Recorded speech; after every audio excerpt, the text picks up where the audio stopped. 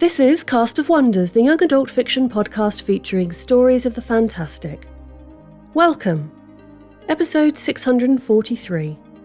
I'm Catherine Inskip, your editor and host.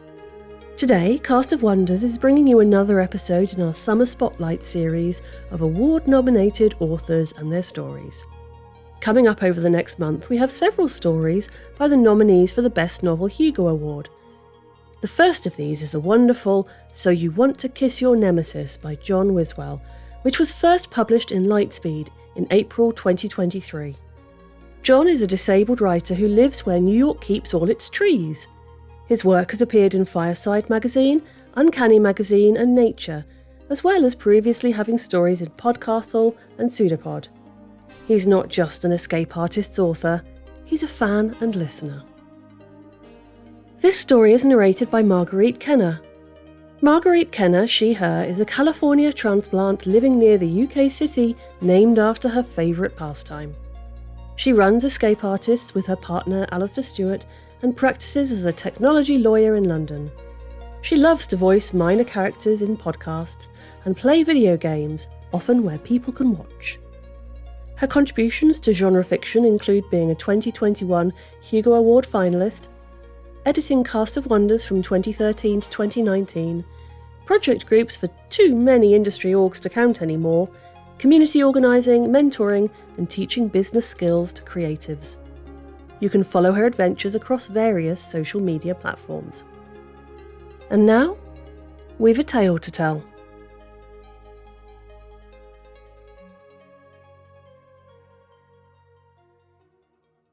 So You Want to Kiss Your Nemesis by John Wiswell. The next girl through the door was Robin's prototypical customer.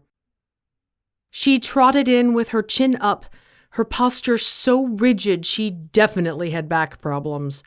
Her dress jacket was the color of newly hatched cardinals, and it was doubtless self-tailored, the material wearing out at the seams.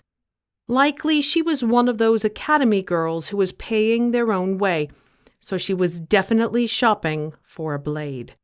Robin gestured with a white-gloved hand across a rack of scimitars and kukuris, smiling graciously at her customer. "Welcome to the Intimate Blade. We find the edge for that special someone in your life. My name is Robin. How can I help you today?" The girl immediately stepped behind a rack of claymores, as though the merchandise would hide her. She lifted one, strained with the weight, and then returned it to the rack. She mumbled in an Eastern accent, "I'm Zofia. I need a particular weapon." "Looking for something for that special someone?"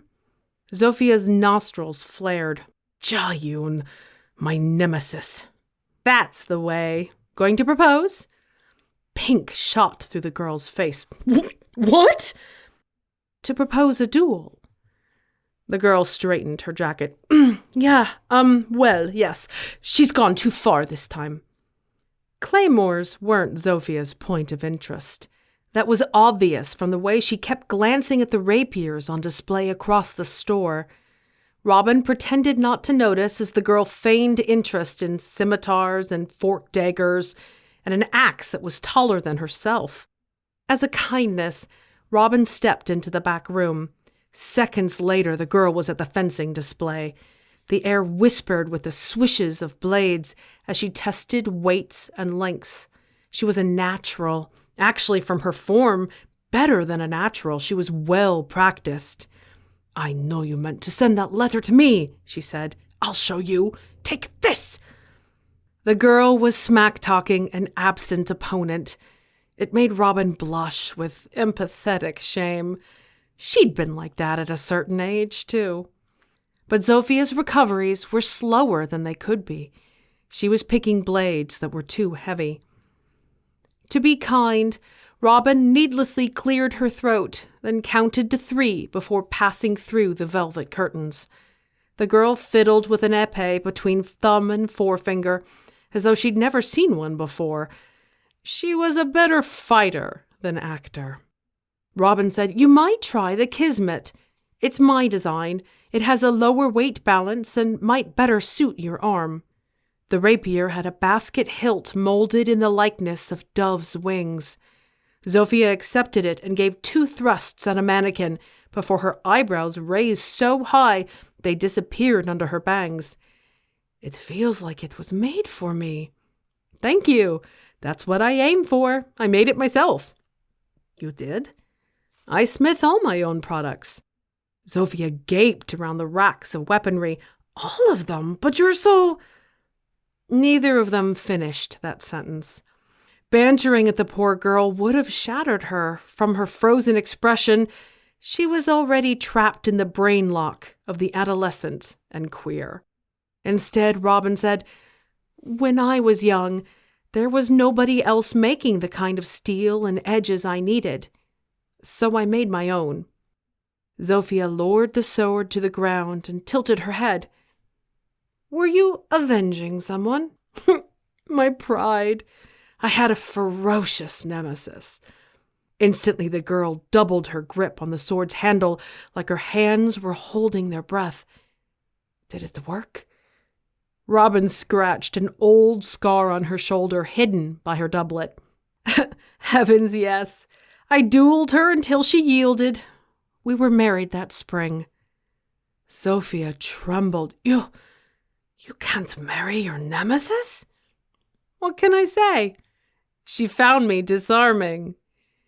It looked like Zofia was trying to glare at Robin, but she was clearly too preoccupied daydreaming to put any malice in it. Robin fixed the other rapiers in the display. "I get it. You have all these emotions bound up in each other. You see each other every day. She's probably from a noble family that would never smile on your courtship." "No," Zofia said quietly, like she was gossiping in church. "Her parents would forbid that." "Yes, they always do.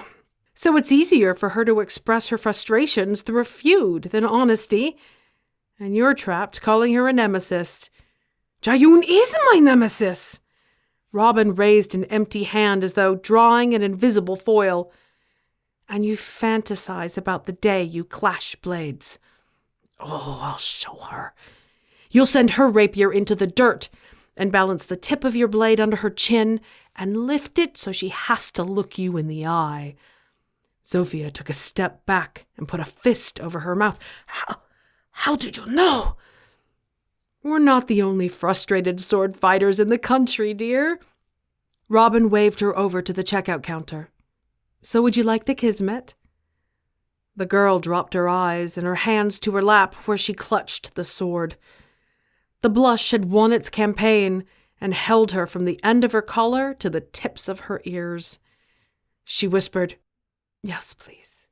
"And would you like it wrapped?" "No, thank you."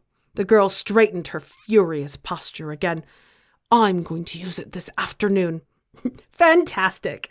I'll give you a 10% refund if you invite me to the wedding." Robin touched her shoulder again.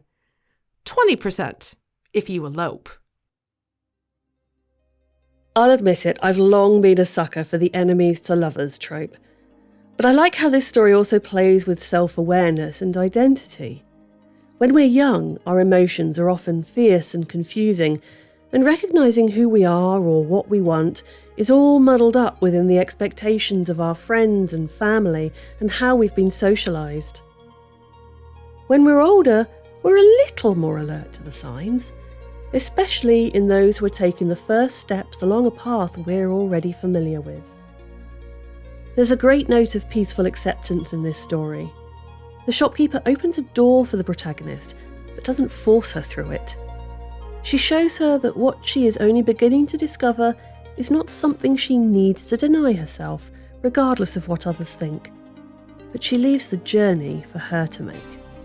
It's a great piece of fiction, and I hope it resonates with you all too. Join us again soon. We love bringing you the best audio fiction week after week, but we can't do it without your support. Your donations pay our authors, our narrators, our servers and our staff. Please consider supporting us with a monthly donation through either PayPal or Patreon.